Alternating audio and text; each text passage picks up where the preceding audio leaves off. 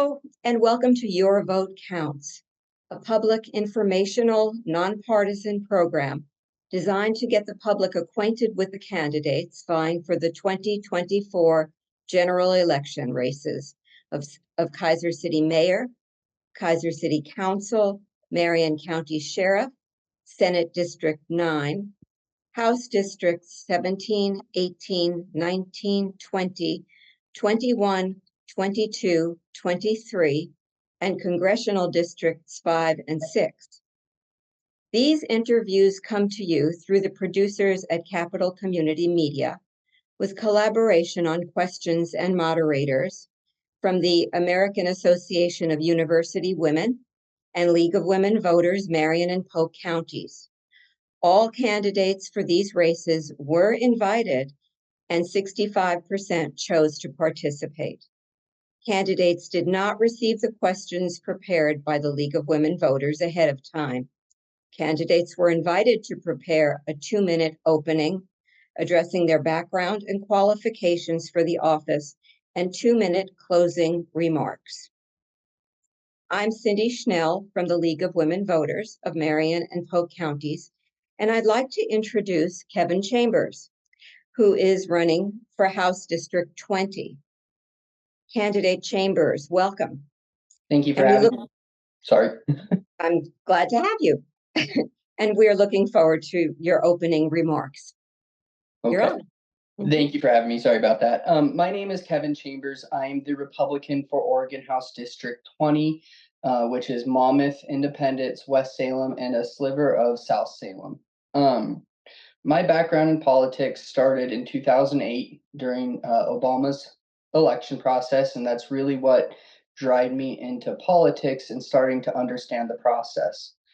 In 2017, I announced my candidacy for the same position for the 2018 election cycle, where I ultimately lost in the Republican primary to Selma Pierce.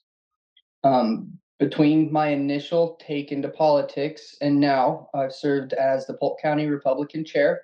I've served as the West Salem Neighborhood Association chair. I served on the Polk County Housing Authority, on the Oregon Water Resource Department Rules and Advisory Committee.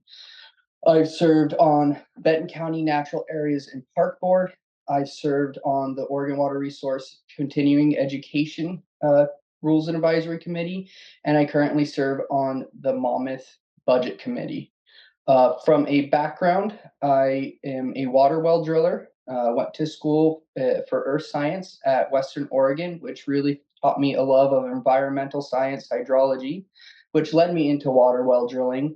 I currently have drilling licenses in Oregon, Washington, and Idaho, and travel a lot between those states overseeing drilling projects, helping other companies, and all that stuff. The reason I want to run is in the last 10 years, we've doubled our budget from 60 billion to 120 billion. But by every metric, things have gotten worse, from rent, cost of living, to roads, to education. And we got to hold our government accountable. And that's why I'm running. Okay. Thank you.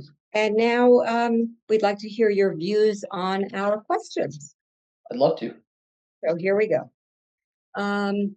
Number one, how would you ensure that Oregon has the resources to provide all Oregonians access to affordable, quality health care?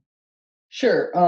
Throughout different points in my life, I've had no income, as a lot of people. So I've been part of the Oregon Health Plan. So I understand that Oregon Health Plan is a really, really good resource for low-income people and people struggling. What it is, though, is we need to address two things. We need to create associated healthcare. So that means, as a small business owner, I can go join with other small business owners. Instead of being a group of maybe 3 for my employees, I'm a group of 300, which then gives you bigger buying power and better discounts. At the same time, I want to expand OHP so we can make sure people are covered and have the actual care they need. With that, in 2021, I started a job for Michael's Construction, which gave me really good health insurance. However, I called OHP and I said, hey, I'm making too much money and I have really good health insurance. I do not need to be on OHP. What they did is they renewed me. So we need to change the management of OHP so we better serve the people of Oregon with their resources. And there are certain laws we can pass that helps people get out, that will help create cheaper options for health insurance. Okay, question 2. What do you see as the future of hydropower in Oregon? So first off, my background is in environmental science, earth science with a focus on environmental science.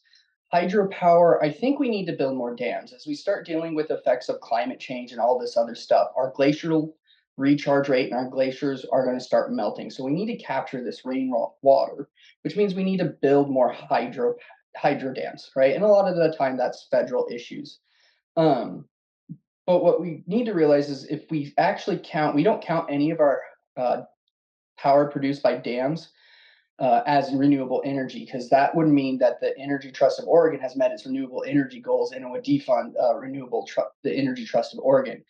Long story short, I'm big on hydro energy, also geothermal energy, offshore wind and wave. Those are all the cheapest and cleanest and least invasive forms of energy generation. And we have an abundance amount of that, and we can be a net energy producer in this state. Okay. Question 3. What is the role of House District 20 in helping cities and counties with policy and funding issues dealing with houselessness? What ideas do you support? Um, Houselessness, homelessness, it's a multi-process issue. It's not just uh, a housing shortage, which we do have a housing shortage of about 30,000 a year we need to build to just maintain. Part of that is rolling back regulations imposed by Kate Brown and Tina Kotek, requiring all new houses to be hooked up ready for solar panels or electric vehicle charging, which adds about $30,000 before you even build the house. Looking at permits and SDC fees, repealing those, lowering those, so we can lower the cost of actually building a house, so we can get it cheaper. Um, we need to address addiction. Ballot Measure 110 was a disaster. They took a step forward with making it a misdemeanor A, but we really need to make not homelessness, addiction, right? Addiction leads to homelessness, is helping people with addictions and saying, here's a carrot, you can go to rehab or you can go to jail. But then what we failed initially before Ballot Measure 110 is we didn't provide outside resources after you came out of jail, right? After you came out of rehab. We need to continue to provide resources and help. I went to Celebrate Recovery. I'm coming up on 3 years sober. So I understand the addiction battle and what it can mean for people. And having an actual advocate of someone who's recovered and recovering from addiction, my drug being alcohol, um, would be paramount. It would just be a game changer. So we can actually advocate instead of just throwing money out there. Let's spend the money wisely. What elements do you support that would ensure financial stability for Oregon's future? That's an open-ended question. Well, Right now, go ahead. how do you think Oregon can achieve financial stability for the next 10 years? Yeah, I think part of that goes back to the hydropower is we can invest in infrastructure to be a net exporter of energy. We can start holding our government accountable for if you work in construction like I do, for every dollar we spend, we're only getting 40 cents on the value. So we need to be coming and saying we need better value on our dollars. We need to spend our money wisely. We don't have a revenue problem. We're generating $120 billion. We have a spending problem. We look at the quality of education model, which needs to be updated because it hasn't been updated in 20 years. But it said, you give us $1.5 billion, we'll do so much better. We gave them $1.5 billion on the cat tax in 2019, and suddenly they need another $1.5 billion. We got to make sure government entities, whether at the state, local levels, are spending the money wisely, and we need to hold our elected leaders accountable. That's the first step. The other step would be, again, investing in resources. We have a CHIPS bill that we're part of, renewing our infrastructure, using our resources like our forests or geothermal resources as actual resources instead of like my opponent, Paul Evans, taking and using your wallet as a resource. I believe in using resources as resources, not people as resources. Okay, Oregonians depend on reliable and affordable energy resources while meeting climate goals and supporting strong economic development. How will Oregon meet our state's growing need for electricity while addressing competing priorities between energy producers and energy distributors in urban and rural areas? It kind of is a lead in. Yes. Going back to again, when you look at the kilowatt hours, 1,000 per kilowatt hours for geothermal, it's $50 per kilowatt hour. When you do offshore wind, it's like 45, and when you do offshore wave, it's like 55 right there. So these are very affordable, very not invasive technologies we can implement to actually generate the energy and be a leading resource on actual renewable cheap energy. When we look at solar panels, and even wind turbines, like the carbon footprint actually isn't that great. A solar panel is only 15% to 20% efficient, meaning out of all if you get 100 watts, it's only converting 20 watts at best. And it takes up so much area. So we need to change how we invest and not allow ourselves to be controlled by special interests like solar panel companies and stuff like that. And if you want a solar panel, good for you. But there are technologies we can invest in that will make a big difference. And I think the other thing is understanding as we transition away from fossil fuels, Oregon doesn't have a refinery. Building a refinery over in, say, like Redmond area, not publicly, but allowing private investment to do that, would actually lower costs of fuel for Oregonians and help their wallets too. Okay. Now, the Oregon Department of Environmental Quality, the Oregon Department of Agriculture, the Oregon Water Resources Department, and the Oregon Health Authority released an 8-year nitrate reduction plan that outlines how each state agency will work to lower nitrate levels in Eastern Oregon. What does that mean for coastal and valley areas? Yeah, so it's interesting being a water well driller, working with DEQ and Oregon Water Resource Department, and even Department of Ag in some instances. When you buy a house, and this is going to be a little tangent, when you buy a house on a well, you have to test for certain things, and that includes nitrate. And the amount of nitrate in certain areas, especially here in the valley, is actually relatively high. So we need to find a way to treat it. We need to find a way to mitigate it, and we need to because there's a public health crisis right there, and we need to find a way to transition to newer fertilizers while working with our farmers and lessening the impact on them. Because when you're on a aquifer, when you're on a well or you're on an aquifer, it's not just you on that aquifer. It's thousands and thousands of people and farmland and all that stuff. um, so there's conversations to be held with those groups, like Marion County Farm Bureau, Polk County Farm Bureau, just Farm Bureau in general, to find and provide incentive to switch over to different fertilizers that won't raise the nitrate levels. Okay.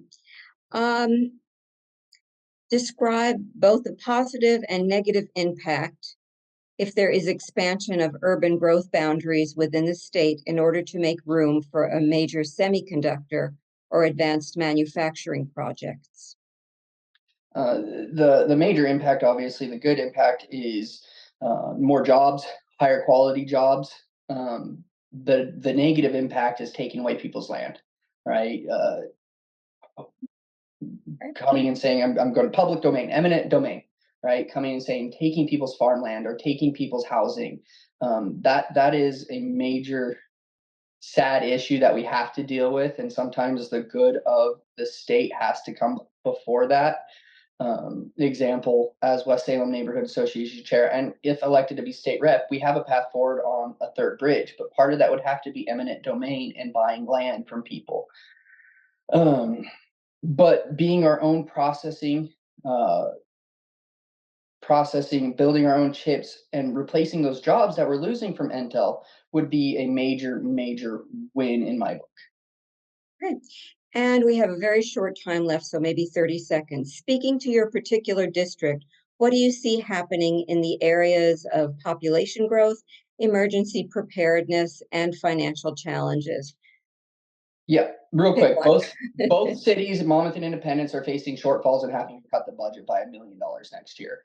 We have the fake trolleys that have to find a way to be funded because they're super popular. West Salem's been abandoned by its entire representatives because it's not emergency prepared. Sometimes there's only one cop in the whole city.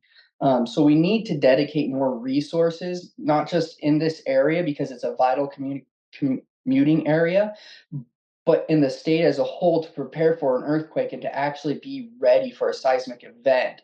Uh, the entire state, but this area is not ready at all. So we need to stop abandoning West Salem and we need to help raise money in Monmouth and Independence. Great. Okay, and candidate Chambers, you're invited now to share your 2-minute closing comments about your goals for this office if elected, or other remarks you wish to share. Please also share your contact information so the public can reach out to you. Sure. Okay. My campaign phone is my cell phone. It's 503-586-8188. My website is chambers4, Oregon.com. It's just me. You don't get a consultant. You don't get uh, a campaign manager. You get me because I'm trying to bring actual authentic accountability. I'm not special interest owned. I'm not owned by elites. It's just me.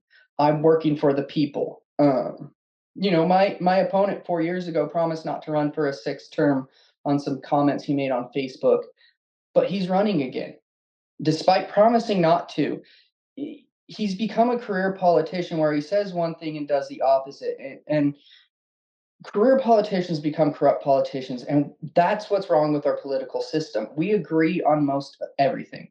Republicans and Democrats agree 85% of the time. It's the other 15% we need to compromise on. But when we allow career politicians to tell us one thing and do the opposite, it ruins the system.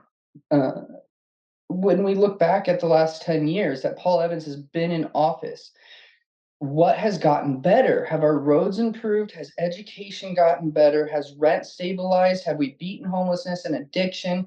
Uh, has the cost of living gone down? When we look at all that, the answer is no.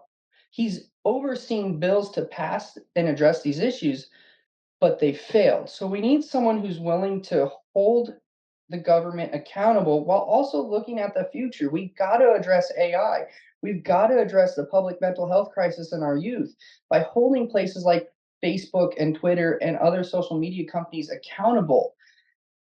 We can do it, but it's going to take hard work, and we can bring back the promise that we made, that our grandparents and parents made us, but we just got to deliver, and that starts with kicking Paul Evans out.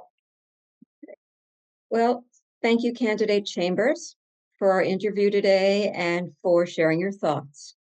Thank you.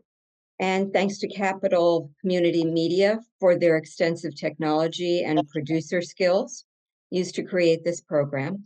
Thank you to the League of Women Voters of Marion and Polk counties for the design and preparation of the program. And thank you, the public, for watching in order to become an informed voter. For more local, state, and national voter information on candidates and ballot measures, visit vote411.org after September 30th, when candidate data is posted. You have until October 15th to register to vote or to make changes to your registration.